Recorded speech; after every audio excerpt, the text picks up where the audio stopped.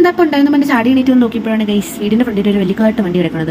പേരെനിക്കറിയില്ല guys ഇതിൻ്റെ. നിങ്ങൾക്കറിയെങ്കിൽ പറഞ്ഞേക്കണേ. പറഞ്ഞോണ്ടിരിക്കാൻ സമയമില്ല. ഞാൻ ഇപ്പോൾ റെഡി ആയിട്ട് വന്ന് എനിക്ക് PSC എക്സാം ഉണ്ട്. അതുപോലെ തന്നെ എനിക്കൊരു ഫ്രെയിം ഇത് കൊറിയർ ചെയ്യണം. എല്ലാം പിന്നെ കറക്റ്റ് സമയത്ത് ഞാൻ ചെയ്യുന്നതുകൊണ്ട് ഒരു ഹെൽപ്പിന് വേണ്ടി എൻ്റെ ഫ്രണ്ടിനെ വിളിച്ചു. അവൻ എന്നെ എല്ലായിടത്തും കറക്റ്റ് സമയത്ത് എത്തിക്കും. അവൻ്റെ പ്രോ റൈഡർ ആണല്ലോ.